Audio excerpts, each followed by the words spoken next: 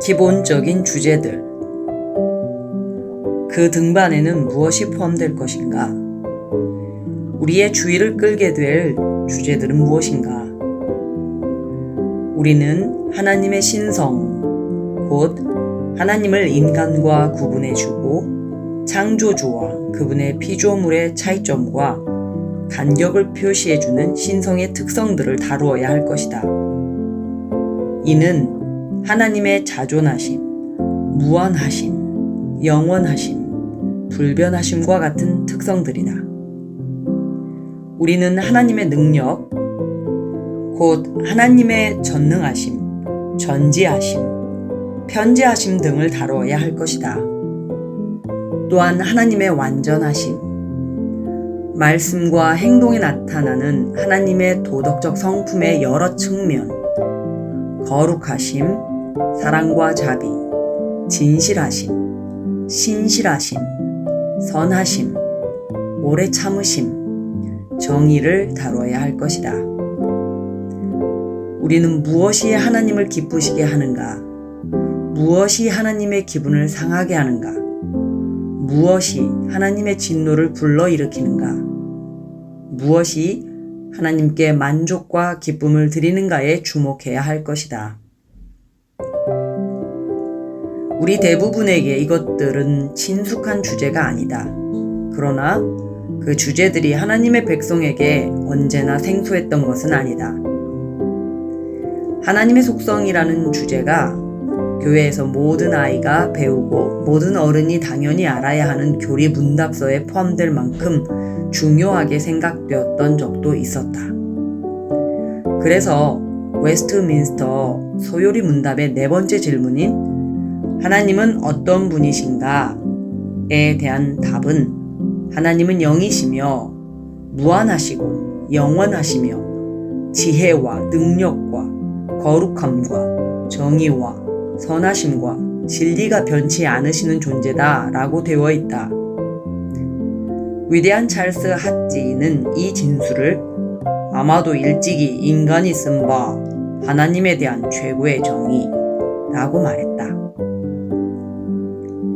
하지만 오늘날 웨스트민스터 소요리 문답을 배우면서 자라는 아이는 거의 없으며 현대의 예배자들 가운데 찬옥에 묵직한 하나님의 존재와 속성에 관한 설교와 같이 하나님의 성품에 대한 교리를 망라하는 연속 설교를 들어본 사람 역시 거의 없을 것이다. 또한 하나님의 성품이라는 주제에 대한 단순하고도 단도직입적인 글을 읽어본 사람도 거의 없을 것이다. 현재 그러한 글은 거의 존재하지 않기 때문이다. 그러므로 앞에서 언급한 주제들을 탐구하는 일은 우리에게 새로이 생각해 볼 내용과 곰곰이 생각하고 음미해 볼 신선한 개념을 많이 던져주리라 예상할 수 있다. 적용된 지식.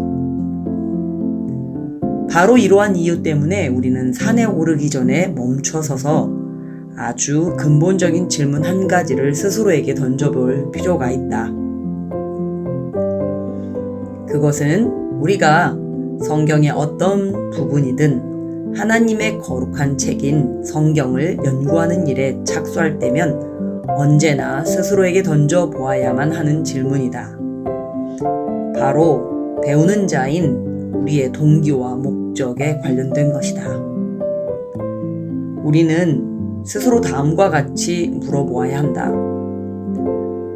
내가 이러한 것들에 몰두하는 궁극적인 목표와 목적은 무엇인가? 나는 하나님에 대한 지식을 갖게 되면 그 지식을 가지고 무엇을 하려고 하는가?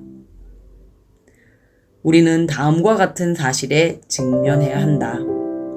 즉, 우리가 신학적 지식 자체를 위하여 신학적 지식을 추구한다면 그것은 반드시 우리에게 나쁘게 작용할 것이라는 점이다. 그것은 우리를 교만하고 우쭐하게 만들 것이다. 주제의 위대함 자체에 도취되어 우리는 그것에 관심이 있고 그것을 파악했다는 것 때문에 다른 그리스도인들보다 한 단계 위에 있다고 생각하게 될 것이다. 그리고 우리가 보기에 미숙하고 부적절한 신학 개념들을 가진 사람들을 경멸하고 그들을 아주 가련한 자로 치부해 버릴 것이다. 바울이 우쭐해하는 고린도 사람들에게 말했듯이 지식은 교만하게 하며 만일 누구든지 무엇을 아는 줄로 생각하면 아직도 마땅히 알 것을 알지 못하는 것이기 때문이다. 신학적 지식 자체를 목적으로 지식을 얻는 일에 몰두한다면, 단지 정답을 모두 알려는 열망만으로 성경 공부에 착수한다면 곧장 자기 만족적인 자기 기만 상태에 이를 것이다. 우리는 그런 태도를 갖지 않도록 마음을 지켜야 하며 그렇게 되지 않도록 기도해야 한다. 앞에서 살펴보았듯이 교리적 지식이 없이 영적 건강은 있을 수 없다. 하지만 교리적 지식이 있어도 영적 건강이 없을 수 있다는 말 역시 똑같이 옳다. 잘못된 목적으로 그것을 추구하며 잘못된 기준으로 그것을 평가한다면 말이다. 이렇듯 교리 연구는 영적 생활에 정말로 위험할 수 있으며 우리 역시 예전에 살았던 고린도인들과 마찬가지로 이 점에서 조심할 필요가 있다. 하지만 어떤 사람은 계시된 진리에 대한 사랑과 할 수 있는 한 그 진리를 많이 알고자 하는 열망은 거듭난 사람이라면 누구나 자연스럽게 갖게 되는 것이지 사실 아닌가 하고 묻는다. 시편 119편을 보라. 주의 율례들을 내게 가르치소서. 내 눈을 열어서 주의 율법에서 놀라운 것을 보게 하소서. 내가 주의 법을 어찌 그리 사랑하는지요.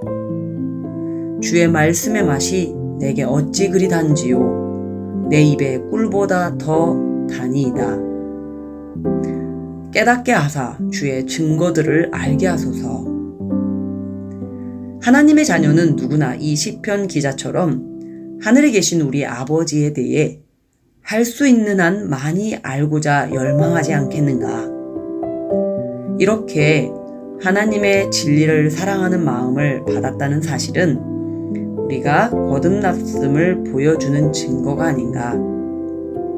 또한 하나님이 주신 이 같은 열망을 철저히 만족시키고자 애쓰는 것은 옳은 태도가 아닌가.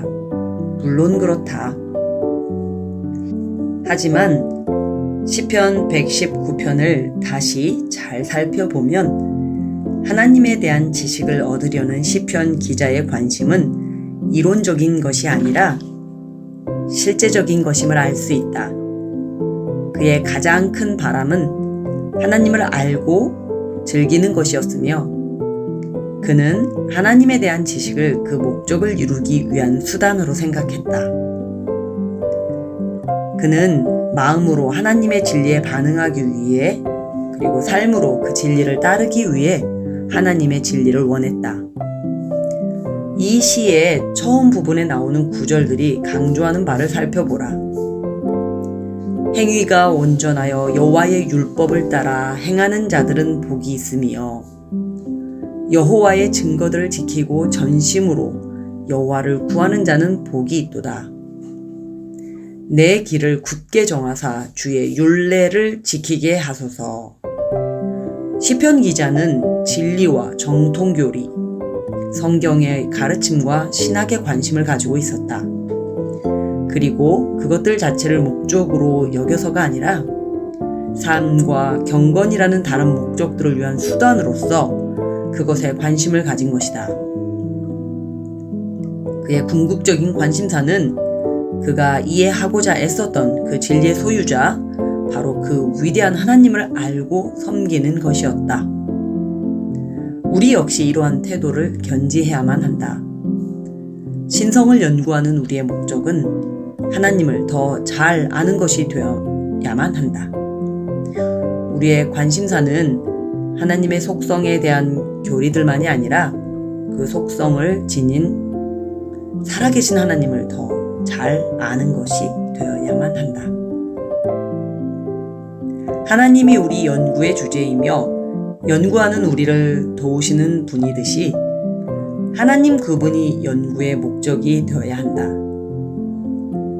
우리는 하나님을 연구하면서 하나님의 인도를 받기를 구해야 한다. 계시는 바로 이러한 목적을 위해 주어진 것이며 우리는 그것을 그렇게 사용해야만 한다. 진리에 대해 묵상함.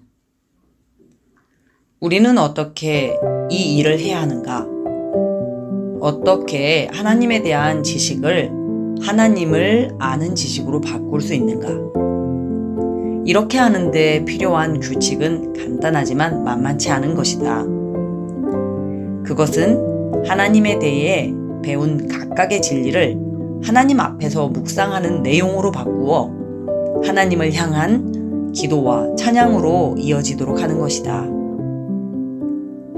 아마도 우리는 기도가 무엇인가에 대해서는 어느 정도 이해하고 있을 것이다.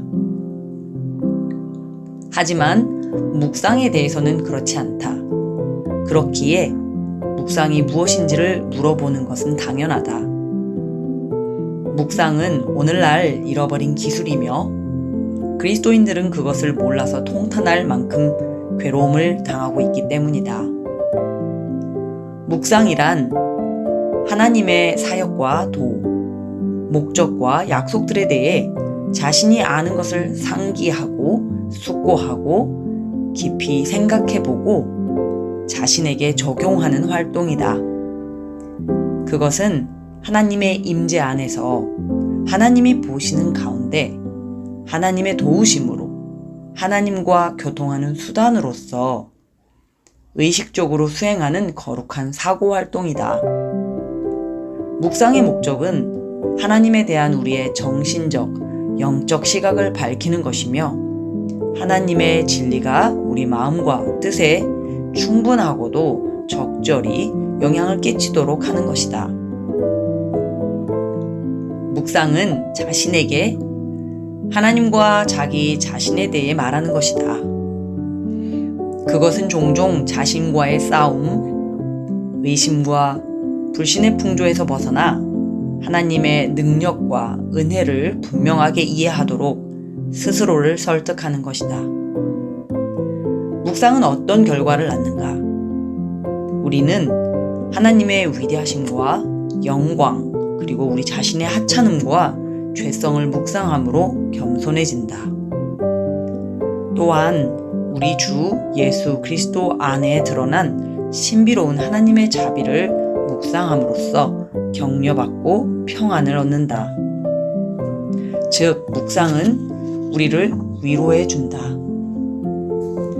긴 역사를 지닌 강력한 성경적 의미에서